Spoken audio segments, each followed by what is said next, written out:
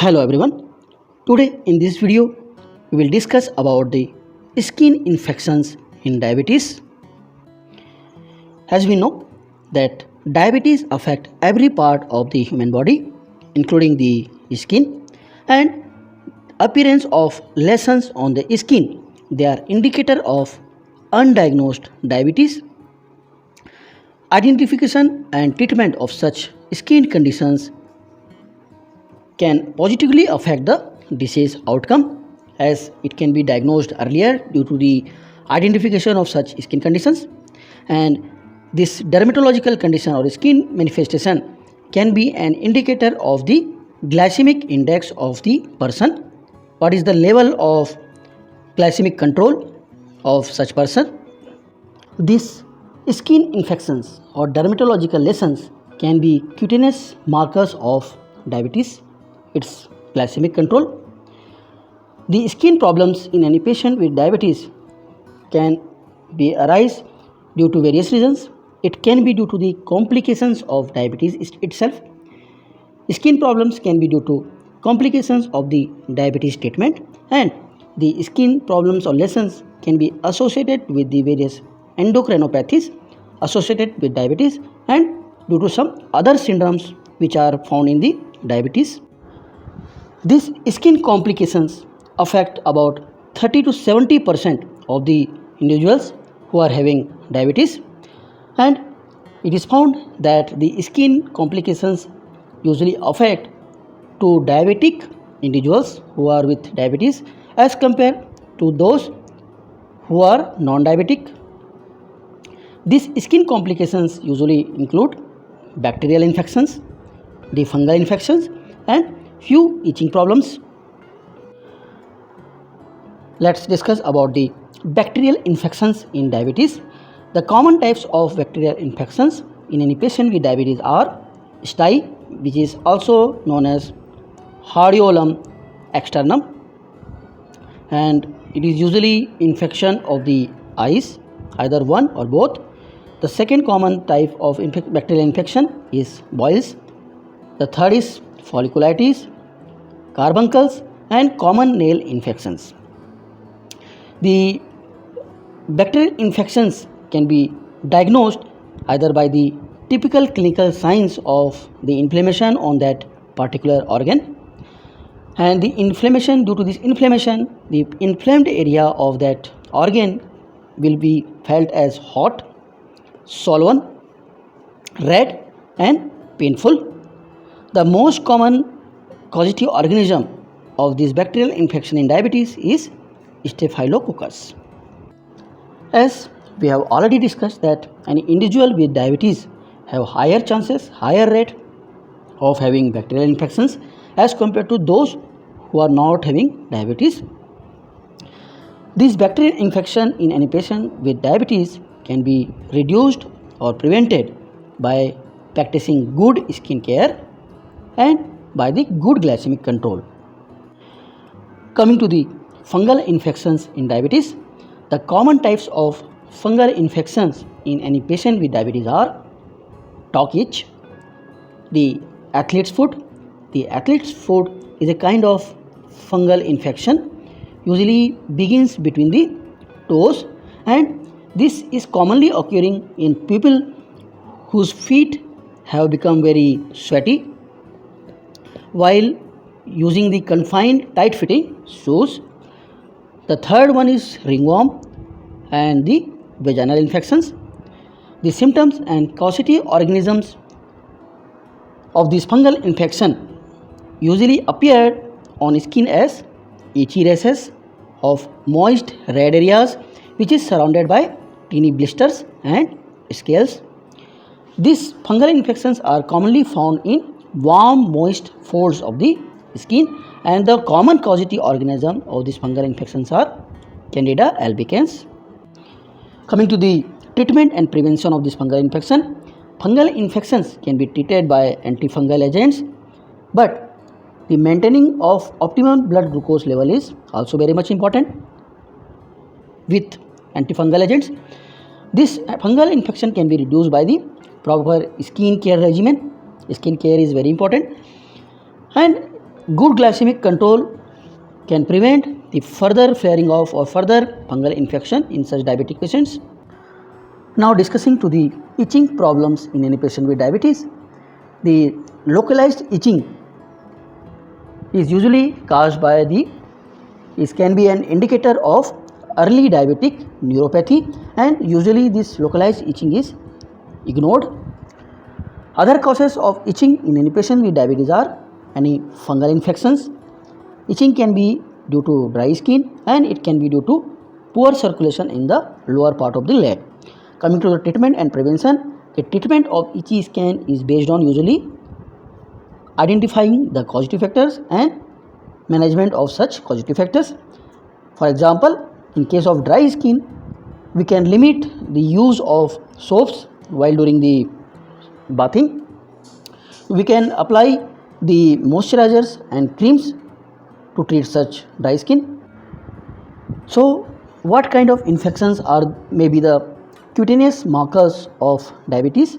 So, presence of necrobiosis lipidoca diabeticorum can be common in diabetes. The granuloma annulare, diabetic dermopathy, diabetic thick skin, acanthosis nigricans and skin tags, the diabetic bully, digital sclerosis, scleroderma like skin changes, scleroderma diabeticorum, eruptive xanthomatosis, bullosis diabeticorum, disseminated granuloma annulare, and only presence of acanthosis nigricans. This can be some cutaneous markers of diabetes. Now let's discuss one by one to these cutaneous markers. The first cutaneous markers or cutaneous infection is necrobiosis lipidoca diabeticorum. It is a rare granulomatous skin disease and it is usually seen in less than 1% of the person with diabetes, and it is usually seen in young adults as compared to the older people. And the onset or presence of such necrobiosis lipidoca diabeticorum can be used as a pre-diabetic marker as it precedes the onset of diabetes. The earlier lesions of this NLD can be presented as slightly elevated shiny papules. Later, this can be presented as round, oval or irregularly shaped plaques which has well defined borders.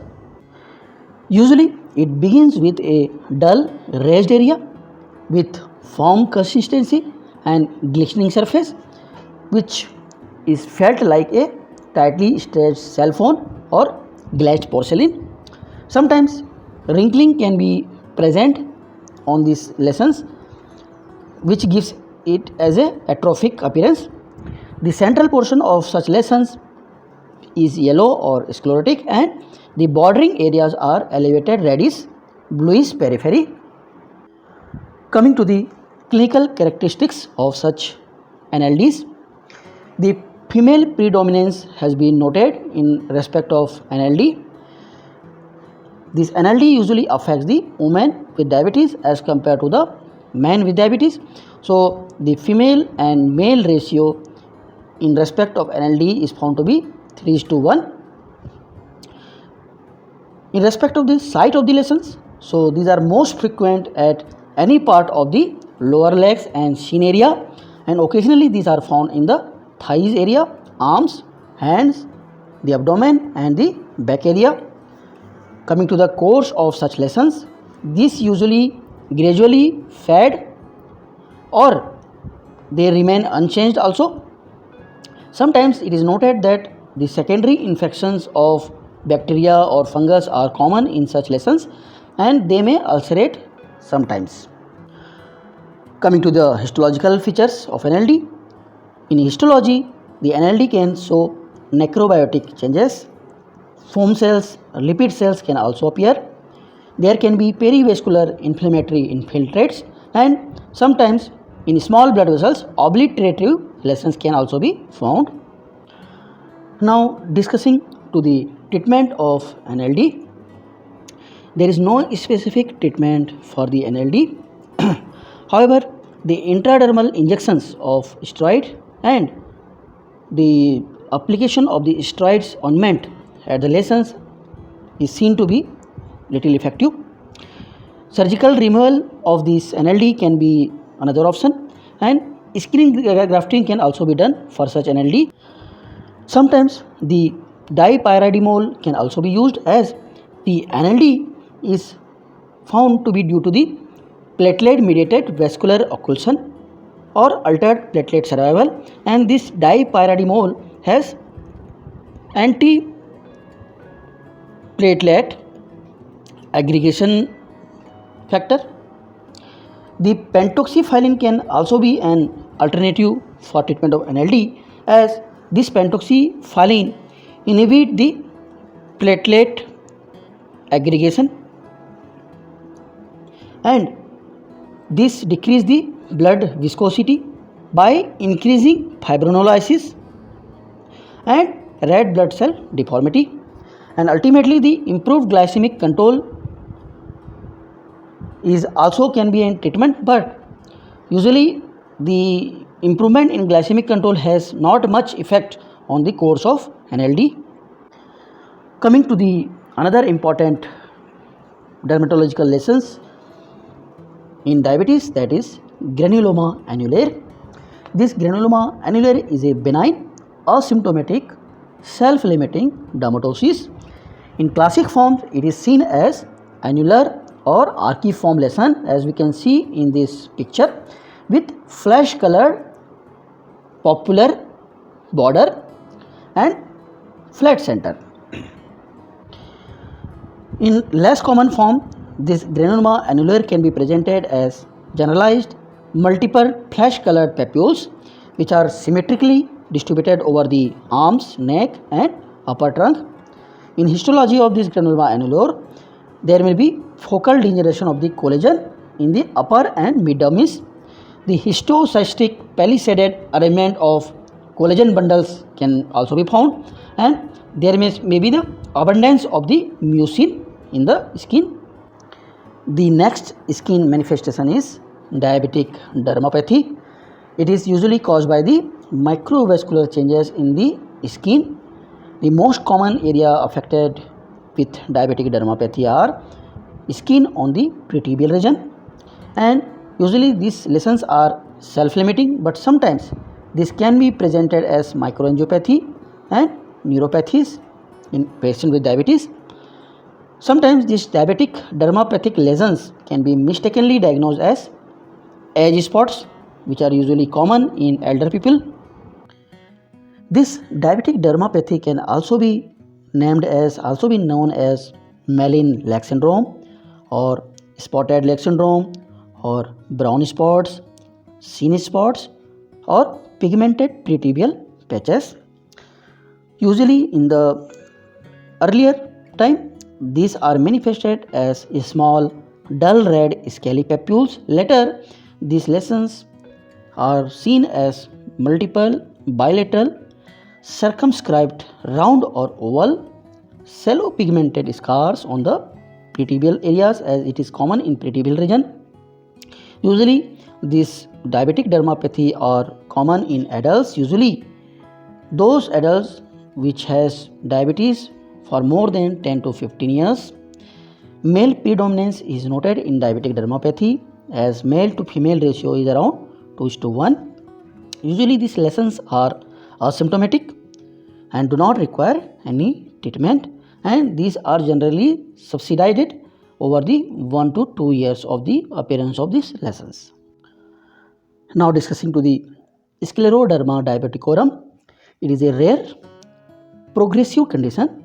It is characterized by diffuse, symmetric, thickened induration and thickening of the skin of posterior neck and upper back region. Here in this picture we can see, and it can be more extensive later and can involve the trunk, arms and legs also. Etiology for this scleroderma diabeticorum is unknown, and usually This is found in any patient which is an adult with long duration of the diabetes. The scleroderma diabeticorum is usually found in obese men, and if this scleroderma diabeticorum involves the chest area, then it can cause respiratory problems also. Although this scleroderma diabeticorum is a rare condition, but it can cause some serious complications also.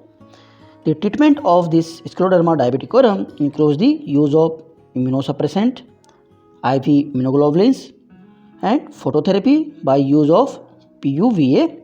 This PUVA is a photochemotherapy in which the ultraviolet radiations are used as a treatment as a phototherapy. This PUVA is a combination treatment which consists of surveillance and then exposing the skin to ultraviolet radiation. Now discussing to the very common skin problems in any patient with diabetes, which is known as acanthosis nigricans. This acanthosis nigricans be a marker of insulin resistance and consequent hyperinsulinemia. This acanthosis nigricans can be developed due to the stimulation of IGF-1 receptors on the keratinocytes. The common sites where this acanthosis nigricans can be found are back region and sides of the neck, as we can see in this picture. In axillary region, the elbow, palms, knees, inframammary areas, and the groin region. Sometimes it can also be seen on the forehead, umbilicus, and knuckles and groin region. It is seen that the acanthosis nigricans usually affect the overweight individuals who are having diabetes.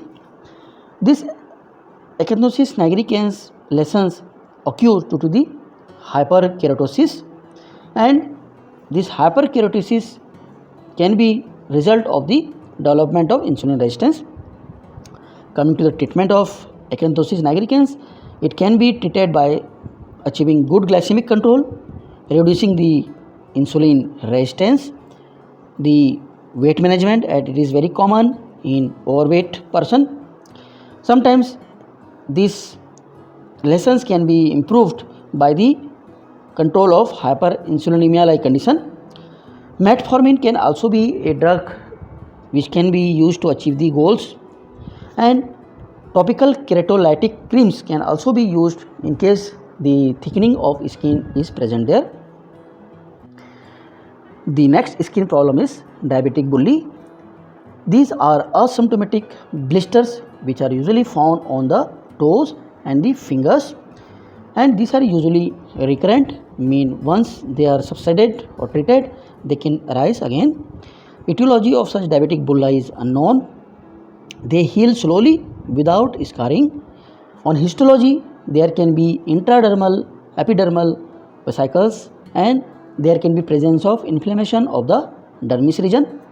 The roof of large vesicles are composed of loose hyperkeratotic cells of the layer of skin stratum corneum.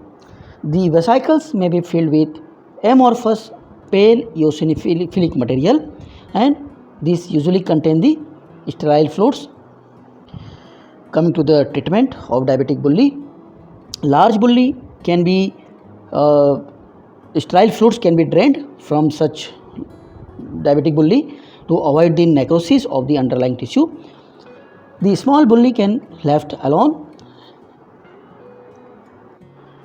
The another common skin manifestation in diabetes is eruptive xanthomatosis, and it is caused by uncontrolled diabetes, and it is usually appeared as form yellow pea-like eruptions on the skin, as we can see in this picture. How does it look like? Each eruption has a red halo and a which may be itchy. The common areas which are affected with this eruptive xanthomatosis are back of the hand, the feet, legs, arms and the buttocks, and it is seen usually in the young men who are having type 1 diabetes, and they are with high levels of serum cholesterol and the lipids. Coming to the treatment, this can be treated by the achieving good glycemic control. The next lesson is disseminated granuloma annulare.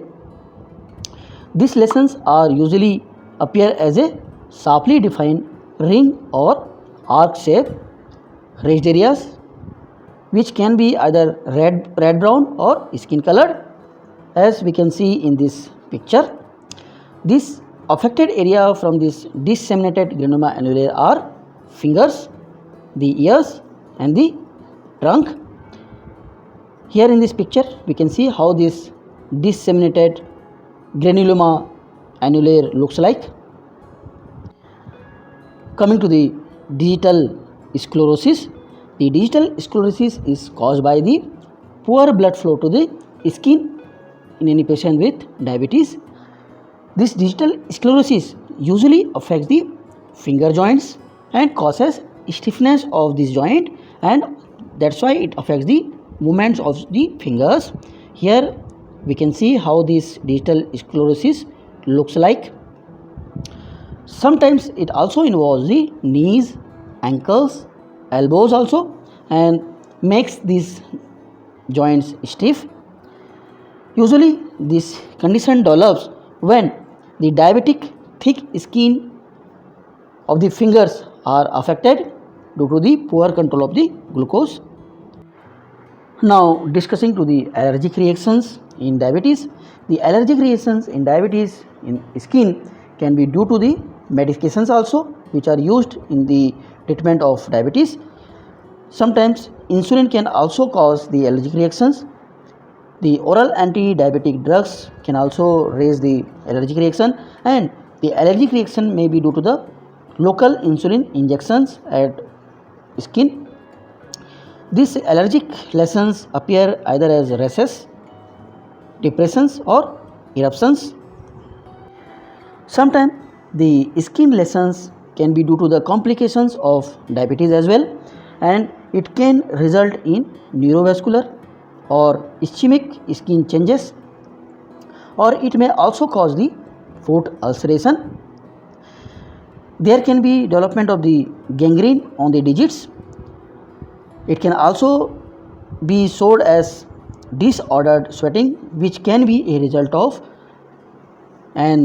a complications of diabetes known as autonomic neuropathy. This diabetes also increases the susceptibility of skin for the various infections of the bacteria, which can appear as a boils, erythrasma. It can make it susceptible for the yeast kind of fungal infection and other fungal skin infections. The autonomic neuropathy in any patient with diabetes can be presented as anhidrosis, that is minimal or loss of the sweating, or it can also be presented as excessive sweating, which is known as hyperhidrosis, and both of these appear due to the one of the complication of the diabetes, which is known as autonomic neuropathy, where there is disturbance of the sweating is present. And this in this autonomic neuropathy there is loss of the compensatory mechanism of the skin to regulate the temperature is found. Among the skin infections in diabetes, furuncles or furunculosis is very common, which is a kind of bacterial infection, and it is caused by the Staphylococcus aureus bacterial infection. Usually this furunculosis is recurrent and multiple in diabetes. Here in this picture we can see how this furunculosis or furuncles seen over the skin. The next common skin problem due to bacterial infection is carbuncle, and usually this infection is common where there are several hair follicles are present, and this can be presented as multiple openings with discharging pus. As we can see in this picture, the common causative agent for this carbuncle is Staphylococcus aureus. Common sites are nape of the neck and back region, and this is usually associated with poor glycemic control, and sometimes it can be associated with severe systematic upset. For treatment of carbuncle, surgical drainage is required.